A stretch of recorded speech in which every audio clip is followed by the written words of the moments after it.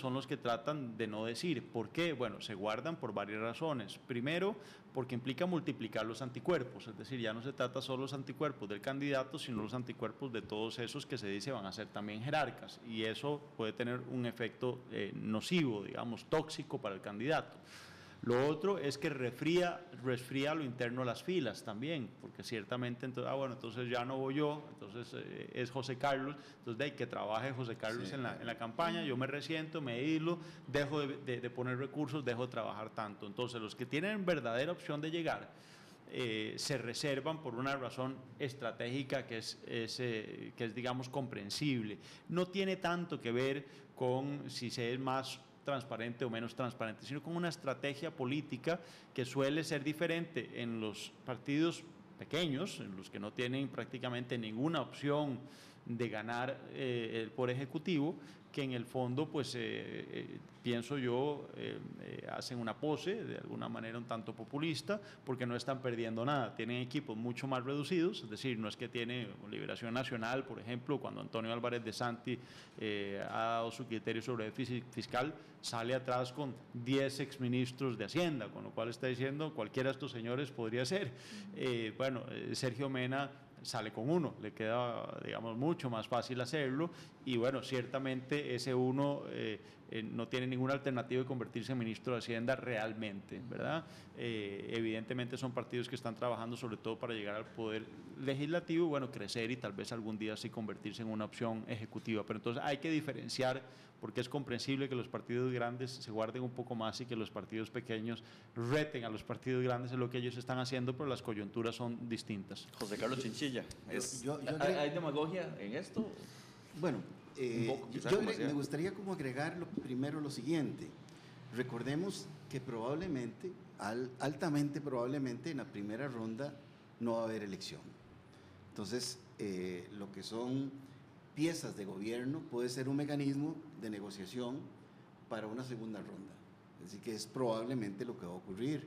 Entonces, no conviene estratégicamente los que tienen realmente opción de ganar, digamos, reducir ese espacio de negociación. ¿Usted se refiere a posibles alianzas que pudiesen haber entre partidos? O sea, evidentemente no va a haber elección, no va a haber presidente o presidente en la primera ronda.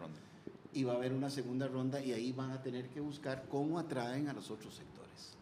Y eso efectivamente, una de las posibilidades es a través de la incorporación en un eventual gobierno de grupos de personas que representan sectores políticos. Entonces, ahí hay un elemento importante a considerar. Yo creo que ningún candidato en este momento con racionalidad podría aspirar a quedar en la primera ronda. Ese es un primer elemento.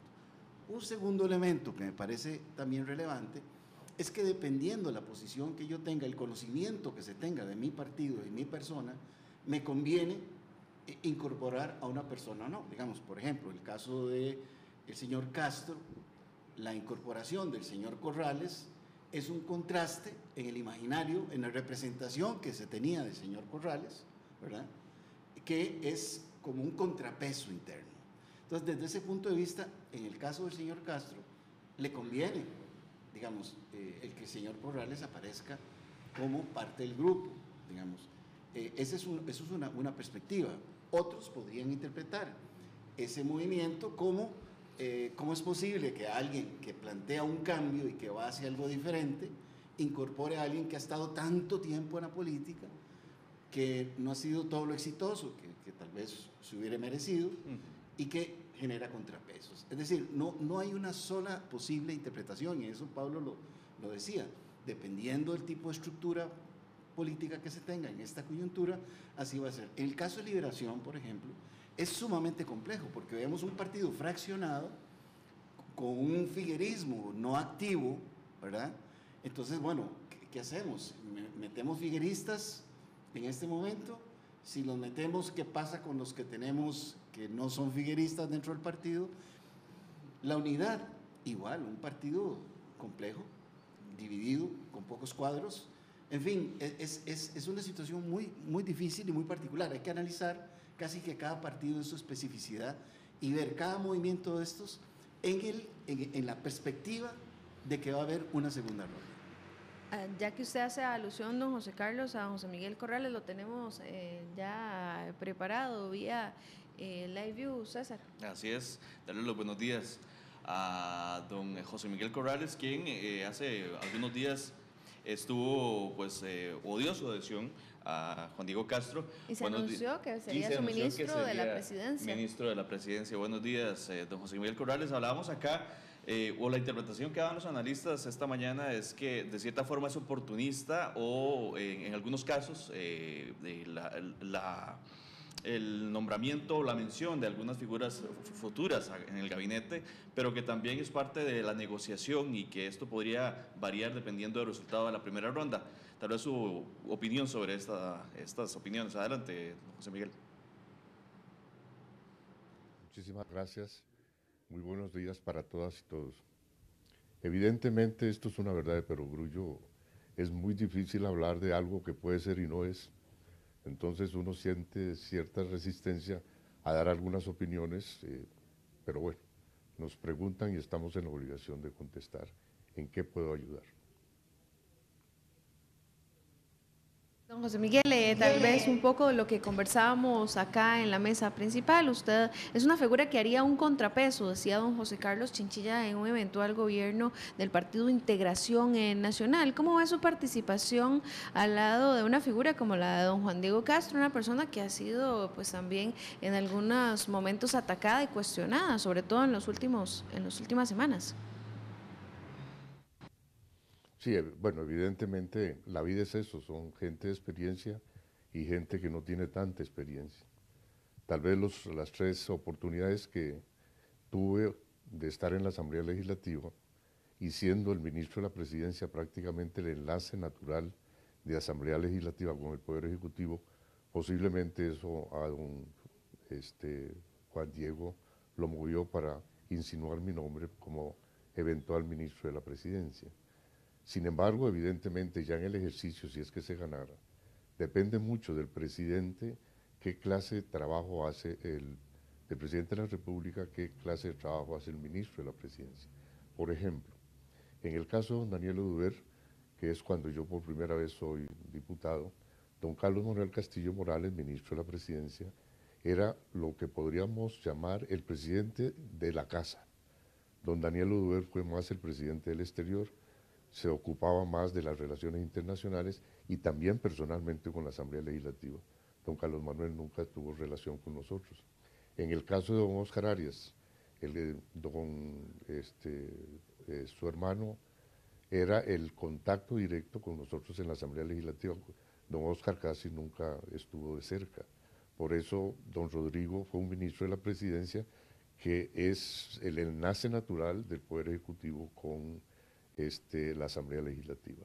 Así es que depende mucho qué clase de presidencia quiere hacer el presidente, valga la redundancia, y el trabajo del ministro de la Presidencia se ejecutará distinto. Aquí la pregunta es tal vez, don José Miguel Corrales, ¿qué motiva a José Miguel Corrales ahora a ser parte del Partido de Integración Nacional? ¿Qué lo mueve? Recordamos a José Miguel Corrales como una figura muy activa en Liberación Nacional, defendiendo el tema de la socialdemocracia. ¿Por qué ahora José Miguel Corrales está con el Partido de Integración Nacional? ¿Qué pretende aportar y qué pretende encontrar en el Partido de Integración Nacional y en una figura como la de Juan Diego Castro? Bueno, miro, primero una aclaración. Yo sigo siendo socialdemócrata. Yo nunca he dejado de ser socialdemócrata. Me fui precisamente del Partido Liberación Nacional porque les dije, este partido, las dos grandes banderas que le dieron nacimiento han sido arriadas, han sido bajadas. ¿Cuáles fueron esas dos banderas? La lucha contra la corrupción y la lucha contra la pobreza.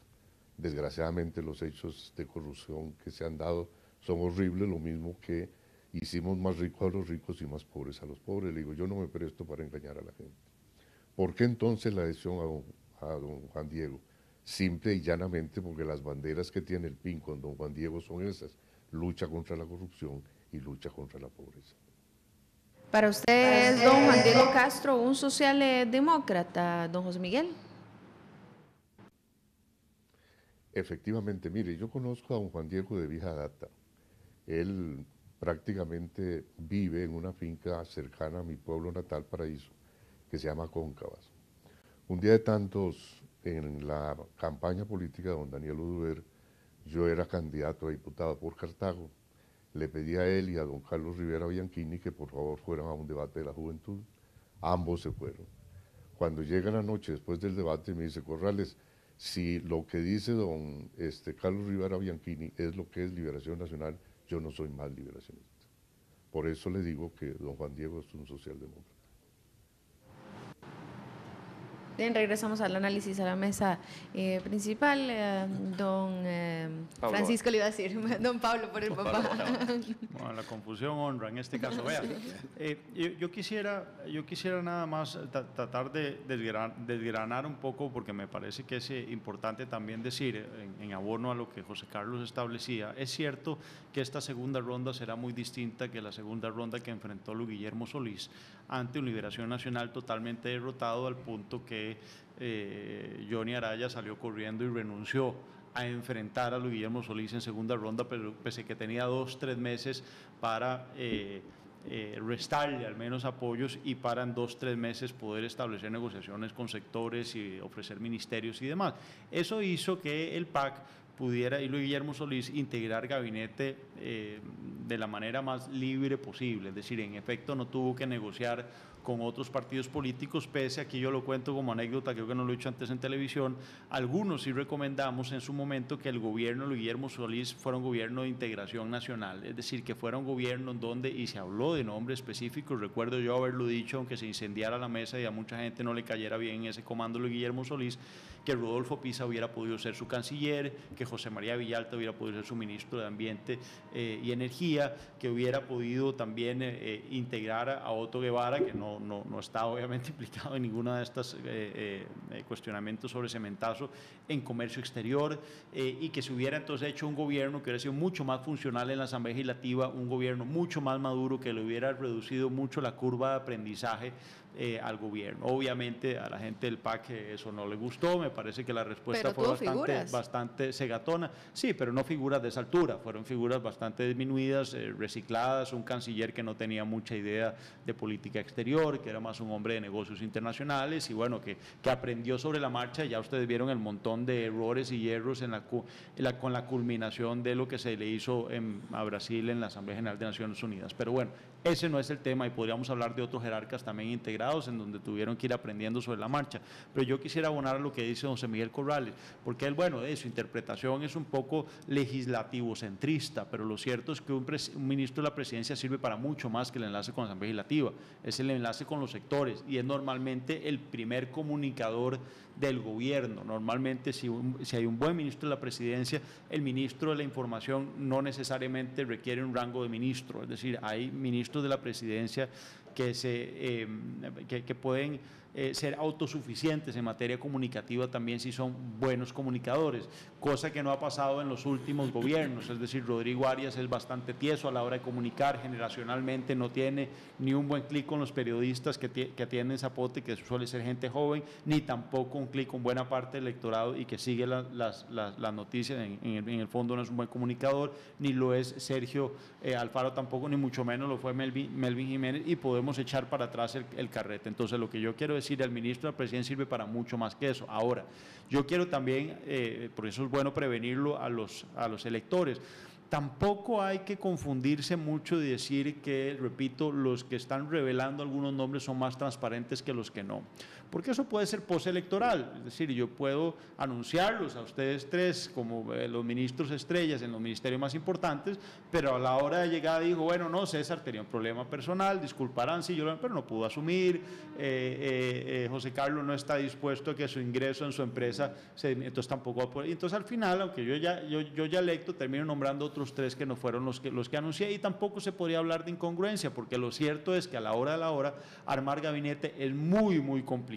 Yo recuerdo que, por ejemplo, en este último gobierno se quería nombrar a alguien en el COMEX que ya estaba, digamos, prefigurado con buenas, pero a la hora de la hora no hablaba inglés. Entonces, bueno, no se pudo nombrar en un ministerio como COMEX, ¿verdad? Pero entonces lo que quiero, y hay otros que están ocupados, y hay otros que les sale algún cuestionamiento o que les hacen una denuncia en un juicio, como le pasó ahora a una candidata muy buena a una magistratura, por ejemplo. Entonces había un pleito familiar judicial, entonces ya por eso la dejaron descartada en la terna. Todo lo que quiero decir es que a la hora de integrar gabinete es muy difícil.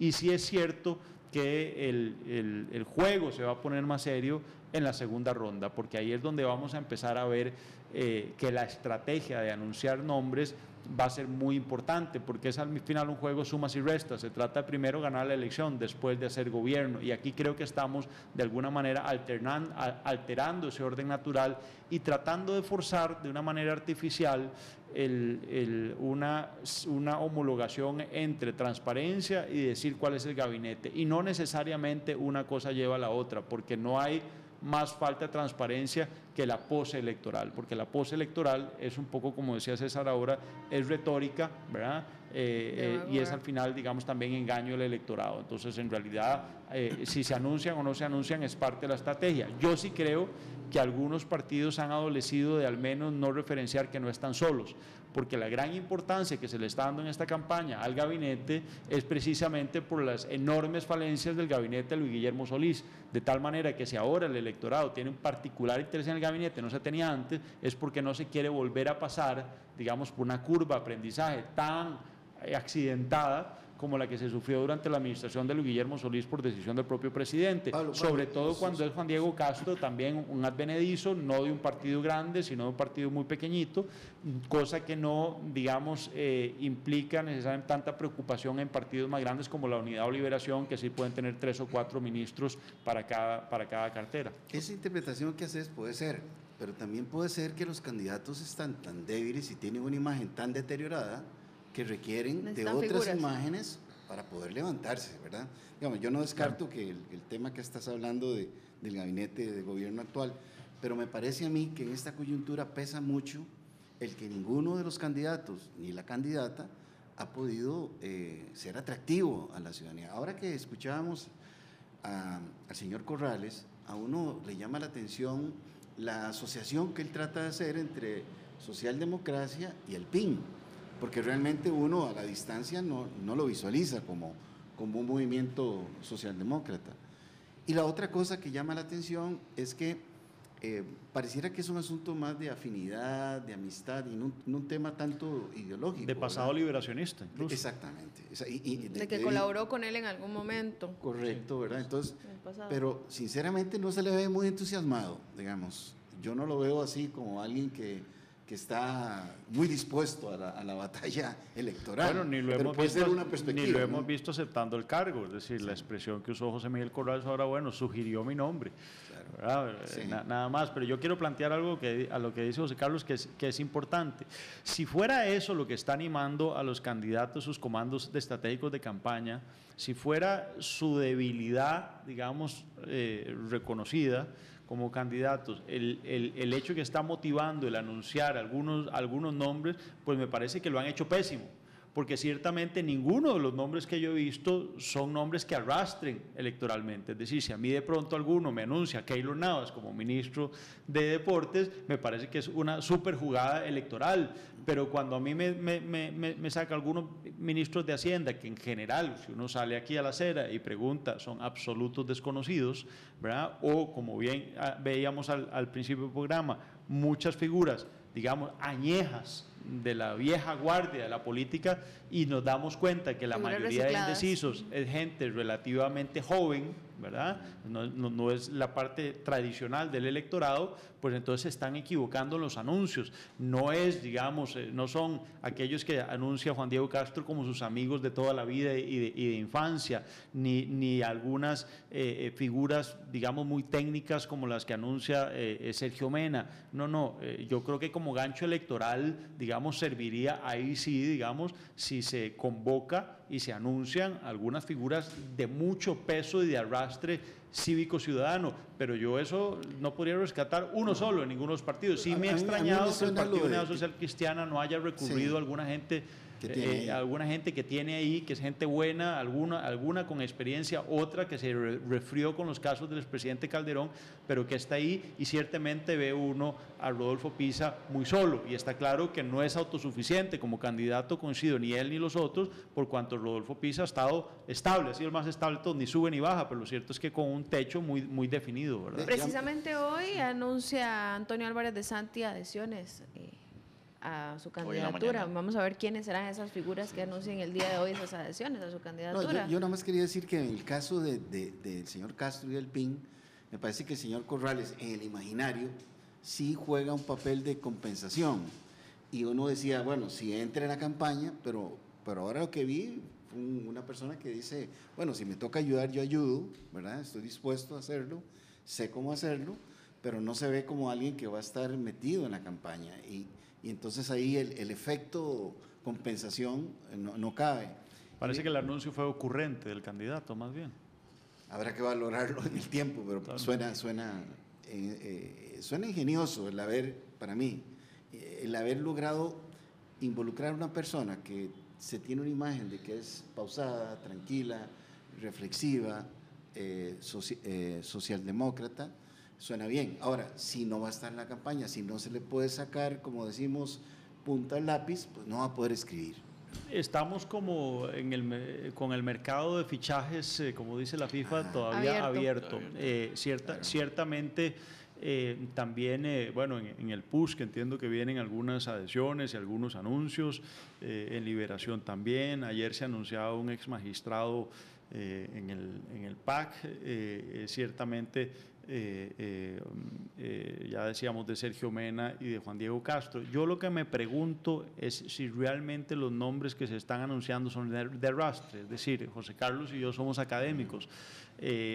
Los académicos no suelen dar mucho arrastre. Yo, por ejemplo, me llamó la atención ver a Vladimir de la Cruz abrazado, colega, analista también, pero abrazado con Rodolfo Pisa, que es el candidato que tiene una imagen de conservador mayor, y bueno, don Vladimir de la Cruz, digamos, con un pasado comunista reconocido, ¿verdad? Un hombre de izquierda y que ha sido muy consecuente en eso, no lo estoy haciendo como crítica, ¿verdad? Embajador en Venezuela. Entonces, lo que uno ve es un poco lo que está, me parece a mí, prefigurando José Carlos muy bien, que es la intención de ellos de compensar aquello en lo que se ven débiles, ¿verdad? Bueno, si me ven muy conservador, entonces no vean, aquí tengo un contrapeso de izquierda, ¿verdad?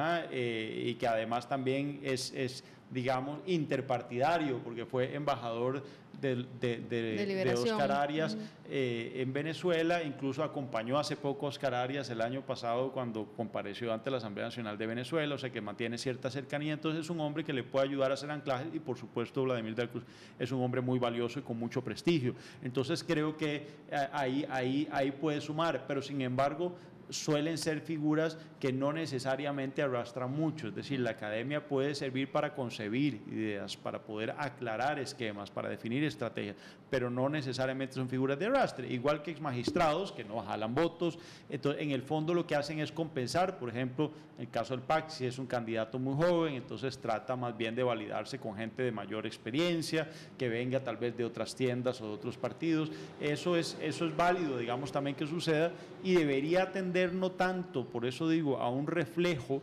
de una presión ante la pregunta en un debate, o que de pronto la prensa empieza a preguntar, bueno, pero revélelos, sino que debería atender a una estrategia electoral predefinida. Yo dudo que esté siendo así. Vamos a darle el pase a José Miguel Corrales, justamente por algo que mencionan aquí los analistas. Es José Miguel Corrales, sí. Eso por un lado, pero es José Miguel Corrales también esa figura que matiza un poco la figura de Juan Diego Castro, una persona que conocemos por ser enérgico, por ser confrontativo, polémico. Viene José Miguel Corrales como figura a matizar, a suavizar un poco estas características del candidato del Partido de Integración Nacional, don José Miguel. Es muy difícil autodefinirse, ¿verdad? Sin embargo, quisiera hacer un poquito para atrás, porque da la sensación de que no sabemos si aceptamos el cargo, qué es lo que tenemos que hacer. Evidentemente, una de las administraciones que pudiéramos nosotros tener es la figura de don Rolando Laclé en el gobierno de don Rafael Ángel Calderón. No caminaba el gobierno, nombraron a don Rolando Laclede y el gobierno caminó. El gobierno de don Luis Alberto Monge no caminaba, llegó don Danilo Jiménez Veiga, el gobierno caminó. Esas presidencias, esos ministerios de la presidencia, diría yo que cumplen efectivamente la misión por la que se creó esa institución del ministerio. Evidentemente, si nosotros llegamos al ministerio de la presidencia, le diríamos a don Juan Diego qué es lo que quiere que nosotros hagamos. Y lo vamos a hacer, y lo vamos a hacer con entusiasmo, con energía y con un enorme patriotismo. Porque yo quiero decirles que yo soy un anciano. Estoy robando tiempo a mi descanso, que tengo bastante derecho a él. Sin embargo, si Costa Rica urge que nosotros demos algún aporte, ahí estaremos y estaremos con todo entusiasmo. Evidentemente, tal vez inclusive en la edad de don Juan Diego y la mía, es una compensación de lo que ustedes están señalando. Y me parece que yo debo de colaborar profundamente con él en el sentido de que sus arrebatos sean un tanto más tranquilos. Así es que podrá tener seguridad Costa Rica, que si llegamos a la par de don Juan Diego, no solamente es para ayudar en lo que podamos hacer desde el punto de vista de la función, sino personalmente ayudarle a él con su carácter. Usted se acepta el cargo, don José Miguel Corrales, y la segunda pregunta también es, ¿qué opina usted de don Juan Diego Castro, de esta figura polémica, como le hemos consultado en varias ocasiones? El mal que corcome la democracia costarricense es la corrupción. Hace unos años que yo fui candidato a la presidencia, hubo un debate en uno de los canales y al final nos dijo la coordinadora, tienen 30 segundos para que ustedes digan lo que quieran. Bueno, 30 segundos, el debate había sido muy, muy duro. A mí se me ocurrió decir, Costa Rica, despierta, que te están robando y tus hijos permanecemos callados. Por supuesto, la prensa adversa a mí en aquel momento dijera que un populista, un demagogo de primera, etcétera, etcétera, y al final de cuentas hubo 2 presidentes condenados, hoy uno está siendo procesado y otro tuvo que abandonar el país para acogerse a la prescripción. De los candidatos que están en la lista, el único candidato que yo lo he visto luchar efectivamente contra la corrupción, no con palabras, sino con hechos, se llama Juan Diego Castro. Por eso, si yo creo que Costa Rica en estos momentos tiene que hacerle frente a ese mal, porque estamos hundidos en un mar de podredumbre, la única persona que puede sacar adelante este país es don Juan Diego. Aún más se lo dije, si yo te apoyo, tenés que comprometerte con el pueblo costarricense que harías toda la lucha para que el referéndum revocatorio poder sea una realidad en nuestro país. Esto es, si yo lo elijo a usted por medio del voto, si usted no camina, si usted no funciona, yo, pueblo, puedo quitarlo también por medio del voto. Y le dije, vos podrás, si eso se aprueba, vos podrías ser el primer presidente que te vas para la casa. Para que el pueblo costarricense tenga la seguridad de que si vos no funcionás, también te puedes ir. Con don Juan Diego nos sube a alturas siderales, valga el término, o nos baja a las profundidades del infierno, las cosas no serán igual. Si nos bajara a las profundidades del infierno, diría yo que también es el momento de que Costa Rica recapacite y hagamos un alto en el camino y todos juntos podamos sacar este país adelante. Esa es nuestra lucha y con esa intención vamos al Ministerio de la Presidencia si es que algún día sale en la Gaceta el nombramiento. Bien, volvemos a la mesa con el análisis.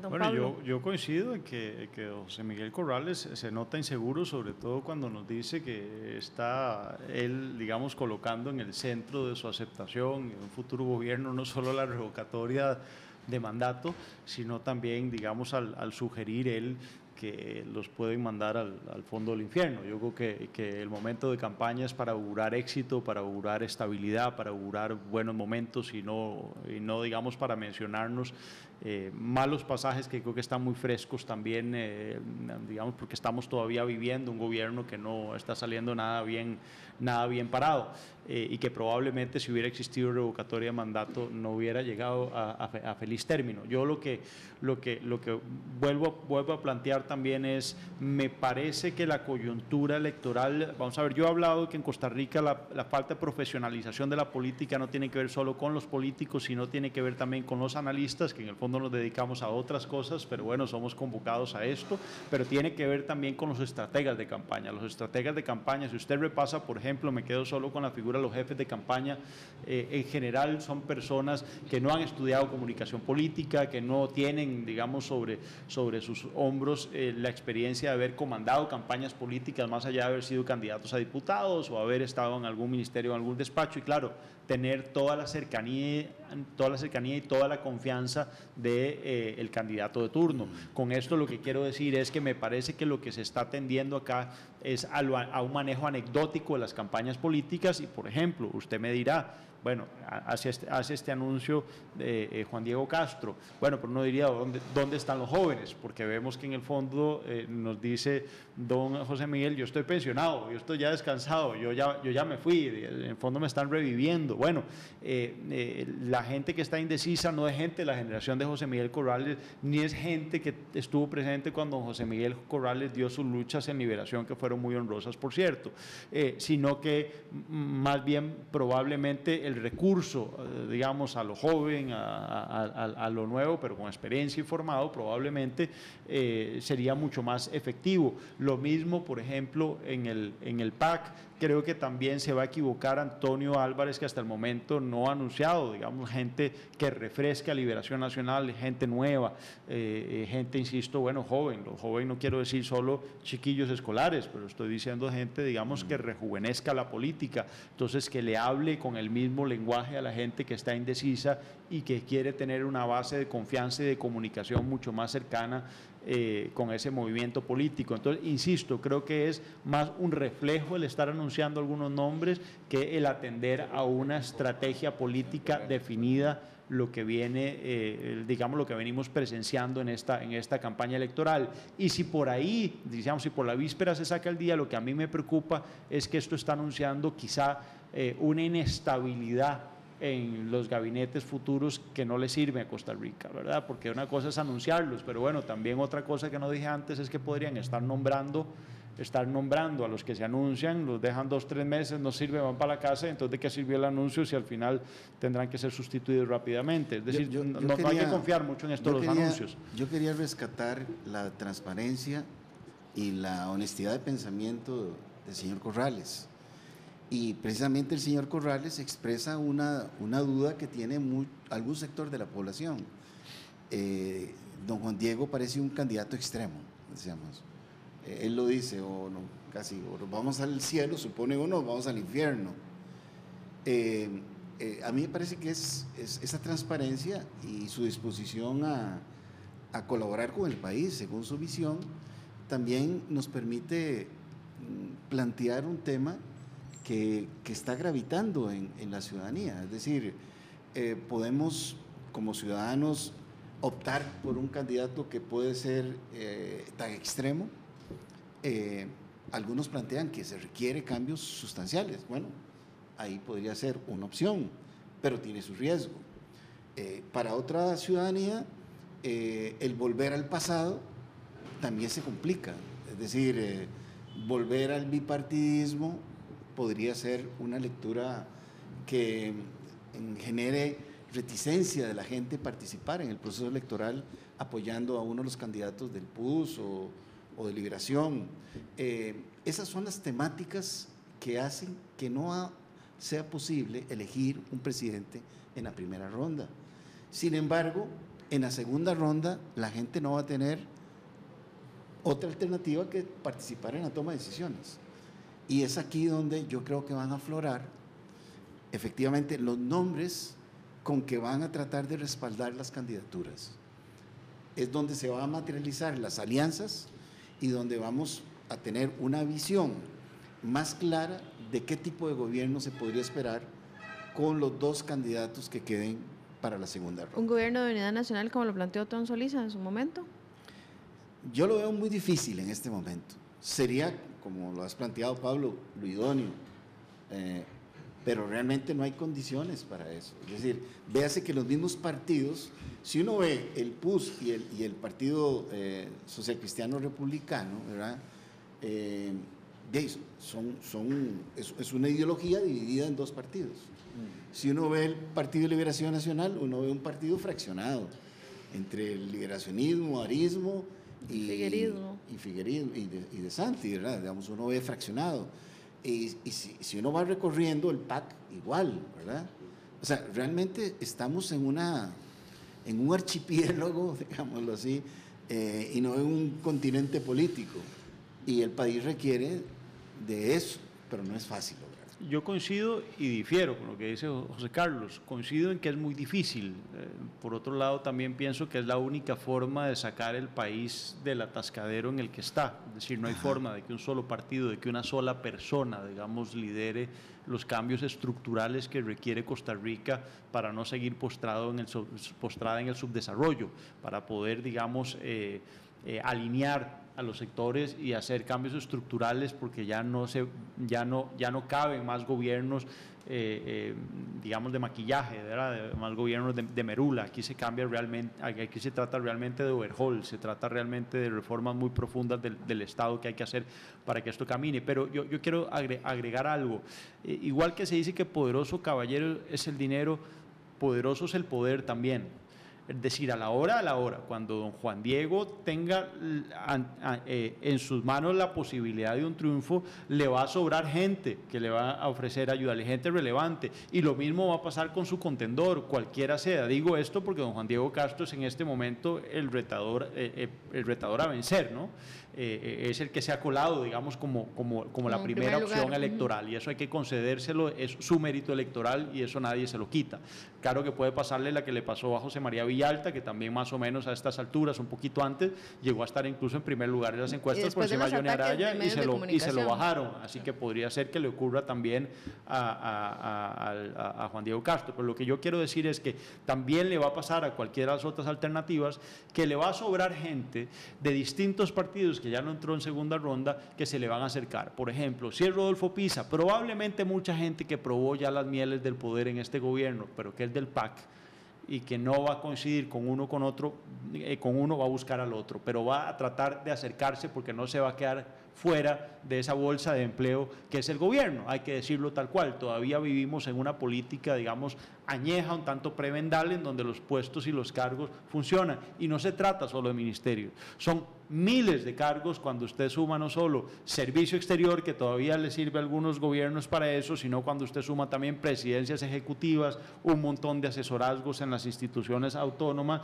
y nombramientos que se pueden dar, así sea a través de concursos en distintas instituciones que son inmensas a nivel de fuerza laboral, como el ICE, como la Caja Costarricense, y que funcionan, no debería ser así, pero funcionan históricamente que también como bolsas de empleo. Entonces, lo que quiero decir es que ya ante la alternativa real de ser gobierno, les van a sobrar nombres para los distintos cargos, ¿verdad? Y se les va a acercar mucha gente que perdió en su primera apuesta electoral, en una primera ronda, pero que para la segunda ronda va a tratar de colocarse, algunos con más desespero que otros. Este país, nada más un segundo, este país no se puso de acuerdo en algo que era vital, que era la reforma fiscal.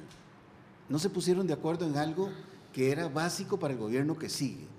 Es decir, era una actitud de una clase política casi que suicida desde el punto de vista de la gestión de un futuro gobierno.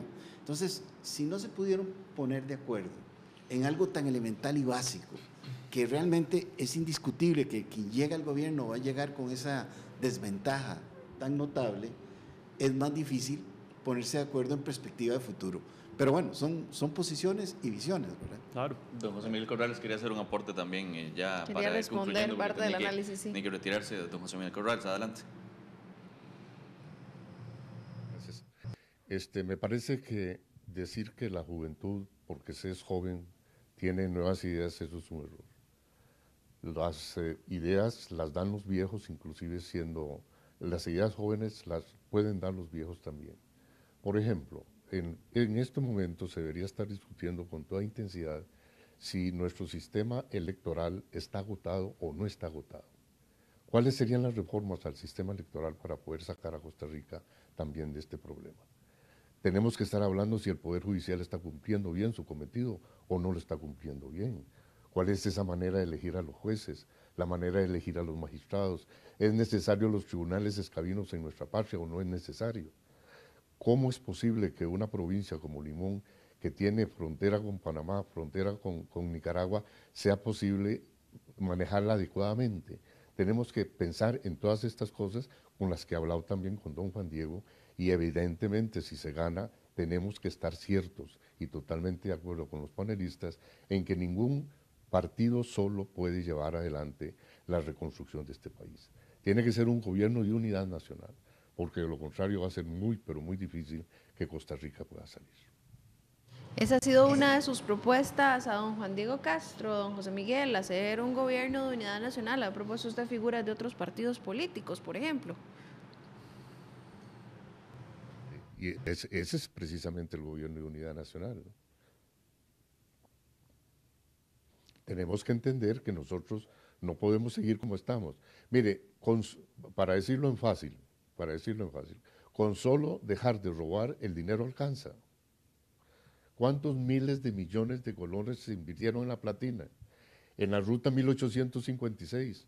¿Dónde ha visto usted que alguna persona esté procesada? Nadie está procesado por esos hechos. Y Costa Rica no puede continuar así.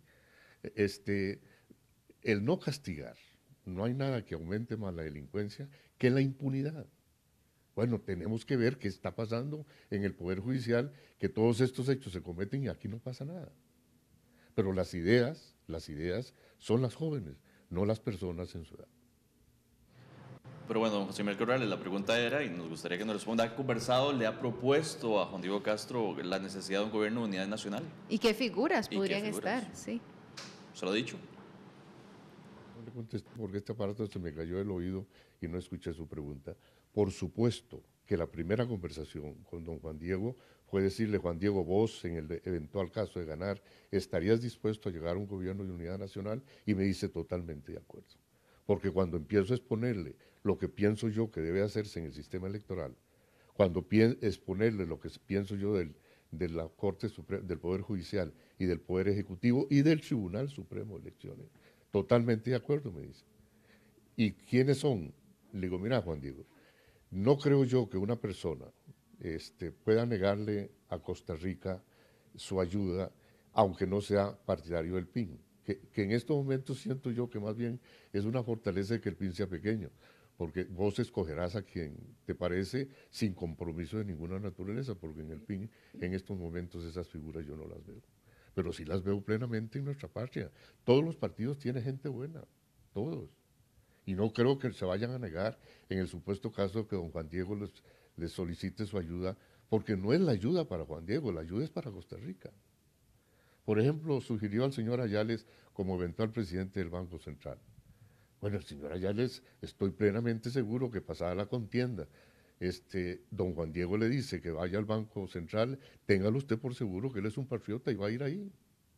Aún más, es un hombre que se conversó, lo conversamos. Le digo: a mí me parece que deberías de tener en cuenta muy claro lo siguiente: Costa Rica en el mundo es relaciones exteriores.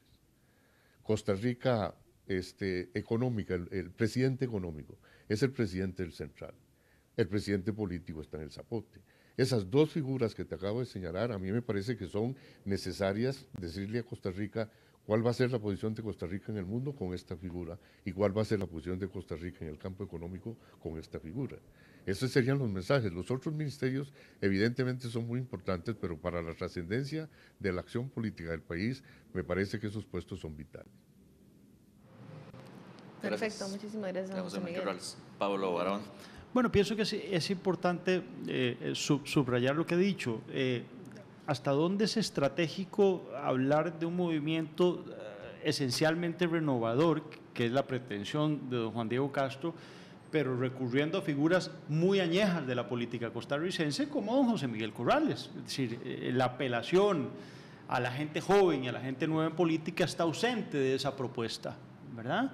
Y eso es un poco lo que yo he planteado. Claro que es muy conveniente decir que, bueno, las ideas son las jóvenes, no las personas. No, las personas son al final las que toman las decisiones y las que conciben las ideas. Y las ideas también, y el atrevimiento, es cierto que no es un asunto solo etario, pero lo cierto es que hay ciertos elementos aquí que, ya que estamos tratando de fijar contradicciones, hay que subrayar. Bueno, si uno ha sido defensor de derechos humanos toda una vida, uno tiene que también entonces no solo subrayar las cosas convenientes de las propuestas de su candidato, sino también, por ejemplo, ver hasta dónde las políticas de mano dura que se proponen son congruentes con un programa de derechos humanos que históricamente se ha defendido, y de ahí yo me separo un poco del piropo que le hacía a don José Miguel Corrales, José Carlos Chinchilla, en el sentido de es absolutamente congruente con su historia política. No, perdón, la propuesta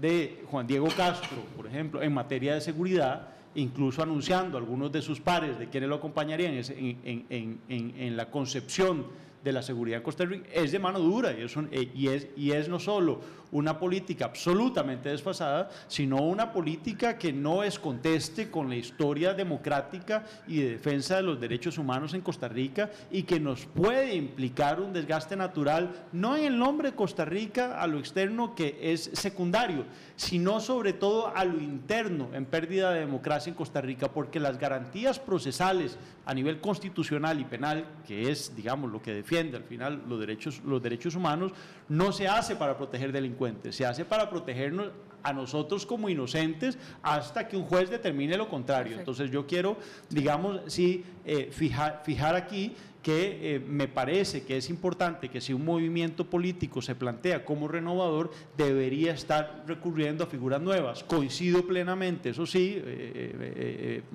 el fondo he ratificado mi idea de que incluso gente que está figurando en otras papeletas, en otros movimientos políticos, al final de la hora probablemente le acepte cargo a Juan Diego Castro o al que sea, como le pasó a Luis Guillermo Solís, que recurrió a muchas figuras, sobre todo el Partido Unidad Social Cristiana, cosa que le reprocharon y le siguen reprochando mucho en el Partido Acción Ciudadana, pero sobra gente. Yo lo que dije es que me parecía muy bien la transparencia, no la congruencia, porque precisamente la observación que le hacía es que uno no ve en el PIN la socialdemocracia, pero don José Miguel ha sido muy transparente, por eso podemos ver hasta la duda que tiene sobre las condiciones extremas del candidato del PIN.